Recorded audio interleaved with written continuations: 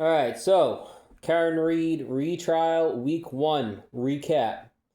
So basically, it started out with Hank Brennan not mentioning Michael Proctor's name, kind of like when Bill Belichick didn't want to name Mac Jones. So is that related to the interception that was his last play tonight? No, we had planned to play. I told the quarterbacks that we were gonna play both of them. So we did.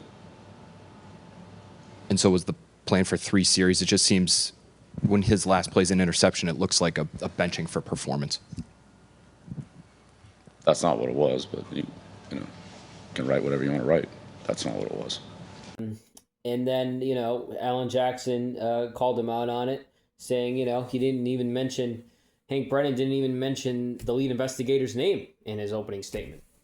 And then we get it to Timothy Nuttall, the firefighter first responder who's testified previously that he heard Karen Reed say, I hit him twice. He testified that last year. And then this year he testified that he heard it 3 times. And so they played this dash cam video where Karen Reed's running around and yelling and screaming, no, no, no, John, Okay. Could we continue to play, please? Yep, there they are.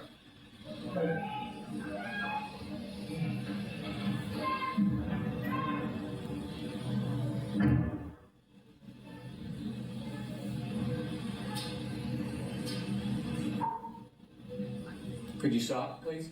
Did you see the first person in line now behind the person in front of the person with the blue hat? I'm sorry, sir. Can you back it up like 10 seconds? Certainly.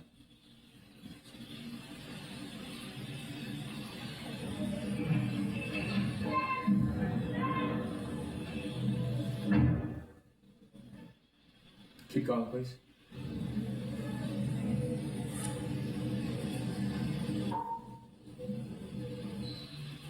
Do you know who that person is? I believe that's me, sir. Okay. Could you please continue? Is this your first assessment? Yes, sir. This is ascertaining any signs of life or breathing. Is that you approaching? Yes, sir.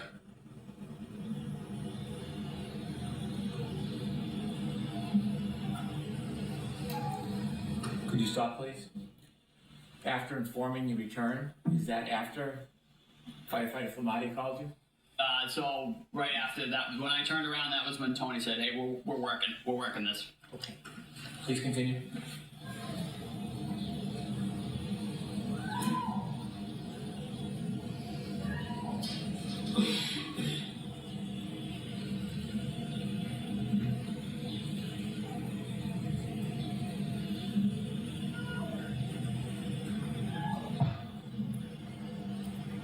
Stop, please. And do you see a person come over to where you are? Yes, sir. Is it at that point or another moment when the defendant said, I hit him, I hit him, I hit him? It was right there, sir. She was screaming and so they get to the video part at the Commonwealth where Timothy Nuttall heard Karen Reed say, I hit him, and there's no audio. But the rest of the video is Karen Reed running around screaming. And Jen McCabe being the quarterback, talking to the cops, whatever. More than that in a little bit. And then the second day, we get Kerry Roberts. These are the highlights. So one of the highlights is when they get to John O'Keefe's house in the morning, and it's Jen McCabe, Karen Reed, Kerry Roberts is in the back, and Karen says, "Oh, my tail light," and then they go into John's house, right? Well, the video shows them, all three of them, getting out of the cars and just going in the house. Karen doesn't say, "Hey, my tail light." So Kerry Roberts says, well, that didn't happen then, when she said it did. It happened when we left the house. But of course, that's not on Ring camera footage. So did that really happen? Probably not.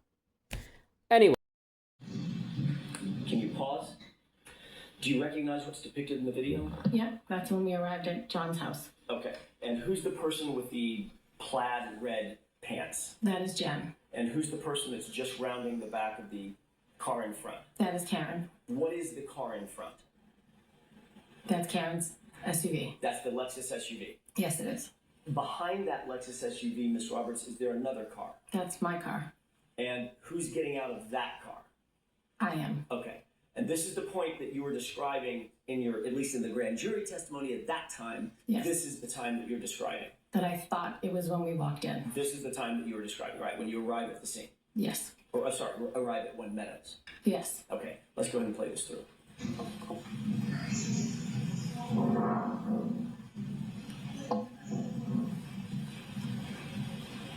Okay. You can stop it.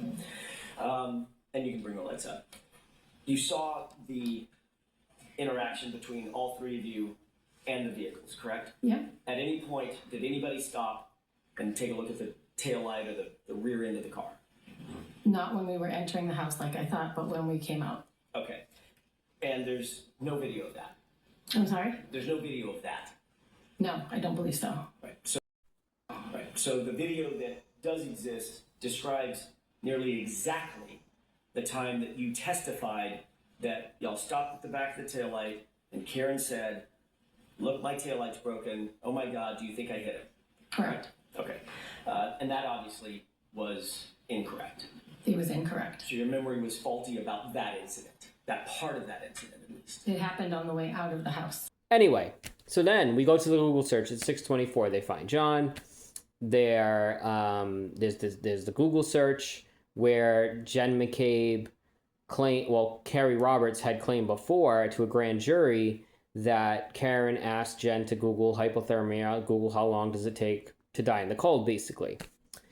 So now Carrie Roberts says, no, I never heard Karen Reed ask Jen to do that. I heard that Jen told me that Karen asked her to do that. At the scene, Miss Reed was seated in the back of a patrol car along with Jennifer McCabe, and you were standing just outside the car, and there was an interaction among the three of you. Yes. Have you ever testified, or have you ever stated, in any particular, that during that interaction, Karen asked the three of you to pray? Yes. Have you ever said or testified that during that interaction where you're seated, where they are seated in the back of the patrol car, and Miss Reed asked you to pray, that Miss Reed said to Jennifer McCabe, "Google hypothermia"? No. You've never said that. I've never said that.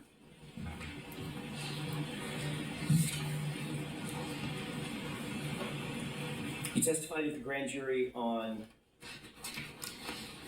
April 26th. Is that right? April 26th, 2022? I do not Is that know. right? Does that sound right? April 26th, 2022? I have no idea. Late April 2022, does that sound right? I don't know. It was 2022. You testified under oath, correct? Yes.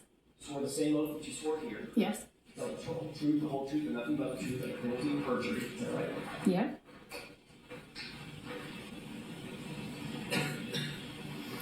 Is it your testimony that you have never said that Karen told Jen to Google hypothermia, or that you don't recall saying that? I don't recall saying that. Would it refresh your recollection to look at a portion of your grand jury testimony from that day? It might. May I approach? Yes.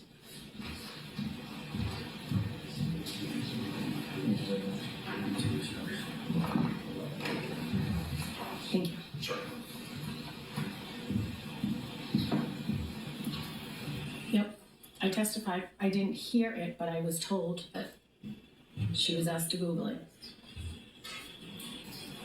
You testified under oath at the grand jury that at some point Karen was in back of the police cruiser, correct? Yep. Objection. No, I'll allow that question. Does that refresh your recollection as to what you told the grand jury? Yes. And isn't it true that at some point during the course of your testimony under oath, you said that Karen was in the back of the police cruiser? Yes. And then you went on to describe that Karen and Jen and I were standing outside, and she made us all start holding hands and starting to pray. Yes. I mean, what the she being Karen Reed, correct? Yes. And at this point, they had lifted John up and taken him onto the gurney, correct? That's I don't what you know. described. I don't recall. I'm going to do this again, just so we're clear. Yep. I say I think, so I'm not I have a positive. question for you. Okay. Is that refresh your recollection? Yes. Okay. Thank you. Why would Jen McCabe tell Kerry Roberts that Karen Reed asked her to Google hypothermia, Google how long to die in the cold at 6:24?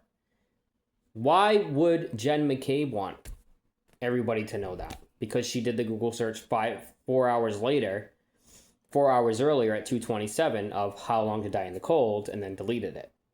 I don't care what the Commonwealth says. Celebrate doesn't lie. If it doesn't lie for Brian Walsh and doesn't lie for other people, for those Brian Walsh Celebrate doesn't lie for Brian Walsh. It only lies for Jen McCabe because her sister-in-law is married to a Boston cop who another cop was found dead on his front lawn. So that's when Celebrate lies, and that's when Google searches don't matter. I understand. I get it. But Brian Walsh does the same thing and searches on his iPad for the same state police, and that Celebrate doesn't lie, but only Jen McCabe's Google search lies. I get it. I totally understand. So, and then we find out that all of the interviews, all of them with the state police, are done at Jen McCabe's house because Jen McCabe and Kerry Roberts are doing a timeline that they claim that Peggy O'Keefe wanted. But if Karen Reed really hit John O'Keefe, why do you need to do a timeline? Timeline for what? Prince and Connor Keith, correct? And you just looked at that report, at least part of that report, is that right? Say it again. Connor Keith and Kathleen Prince, that was on February 1st, 3 days after your initial statement, correct? I don't remember the date, but I remember meeting with them. Okay. I want to make sure I get the dates down, so I'm sorry to belabor this, but. Yeah, Coach? Yes. Would refresh your recollection if you were looking at the report of that interview? It might. First paragraph? Am I reading the whole thing or just the part where you dotted? This is the refresh your recollection. Oh. Oh, for the date, yes. Yeah, Coach? Yes. What date was it that you met with me? February 1st.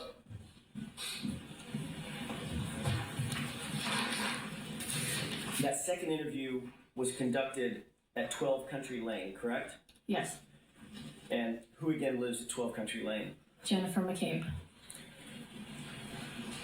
So the second time you told your memory, your story to law enforcement, you were literally sitting in Jennifer McCabe's house. Yes. And you had met with Jennifer McCabe before your interview, correct? Yes. We were putting a timeline together. So you two were actually prepping, if that's a valid term, prepping for your interview, putting a timeline together, correct? We were putting a timeline together at the request of Mrs. O'Keefe. And Jennifer McCabe, was helping you with the timeline, and you were helping her with the timeline. Yes, we were putting together the events of what had happened. So she was helping you, and you were helping her, yes or not? Yes. Okay.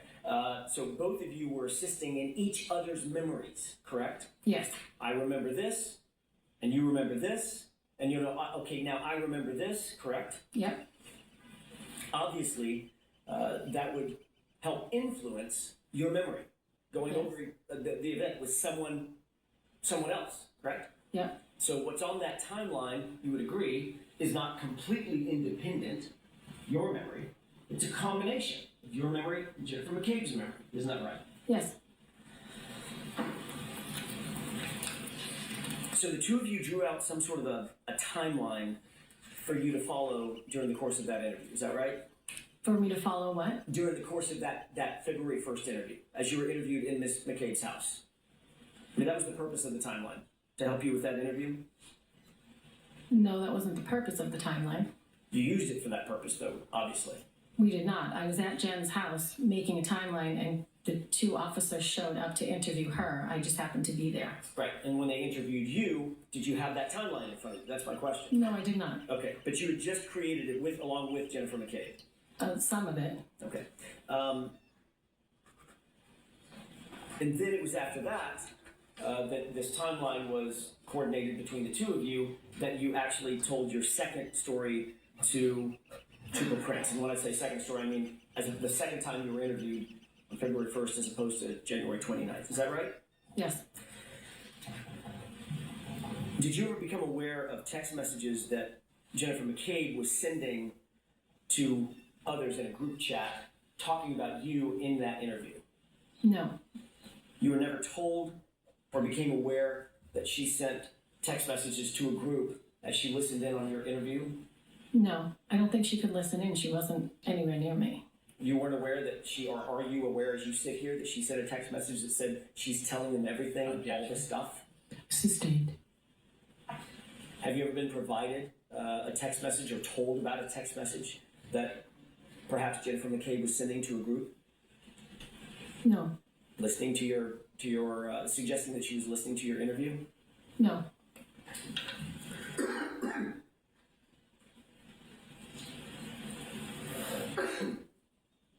The third time you told your story was later that night in a telephonic interview, is that right? With Trooper Proctor? I requested to speak to Trooper Proctor because I had remembered the very first time I spoke with Karen that morning, and I wanted to make sure it was recorded. Okay, that wasn't my question. My question was, did you have another telephonic conversation with Trooper Proctor, yes or no? You said that night, but it wasn't that night. When was it? I think it was earlier that day. Okay. Meaning, but it was after the interview with Trooper Prince. I don't think so. Think it was beforehand? I think it was beforehand. You were still with Jennifer McCabe when that call took place, correct? I was in her house. I was not with her. I stepped away to speak to him by myself. In her home at 12 Country Lane. Correct. Who else was with you, other than Jennifer McCabe in the house? Her sister was there writing down the timeline for Who's us. that? Her sister Denise. Denise?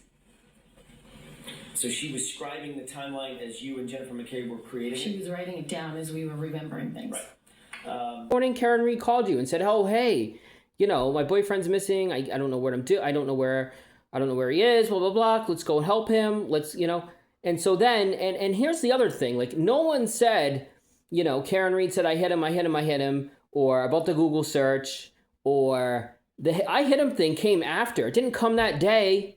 It came after. The taillight. Oh, it didn't come that day. It came after. It was when Jen McCabe said, this is your story. This is what you're going to say. You're going to say, okay, well, Karen Reed told me to Google hypothermia, even though she didn't. But they planted Karen Reed as the pawn from the jump. And McCabe's the quarterback. And she's quarterbacking this all around. She even proved it when Kerry Roberts said the other day that Jen McCabe called her to wish her luck. In the testimony. And then the rest of the testimony, the rest of the people, like Peggy O'Keefe, that was sad, And then today was kind of dud. The only good thing about today was the jurors got to go to the house and see how small that yard is, and to see how close the bedroom window was of Brian Albert to where John O'Keefe was, and realize that all those cops, all those lights shining into the room, and you never woke up and you never came outside. Like, you had neighbors next door take pictures of what was going on, and there's a dead cop on your front lawn, and you're a first responder, and you don't come out of your house. Like, that is insane. That's crazy. And then the witnesses today were kind of a dud. Monday's another half day. We got ARCA. There's an ARCA voir dire or whatever coming. And I'm ready for the real stuff. Stay tuned. Follow me on Twitter at SteveA1127 for all the writers, creators for Team MBS Media on Twitter. And look at my updates. Follow all those people too. Turtle Boy, Joe Flipperhead, Olivia Lambo, Mark Bettero. Watch the Young Jerks, like LTL Media, Massive Media. Watch all of them. They're great. So that's going to do it for me. Have a good night.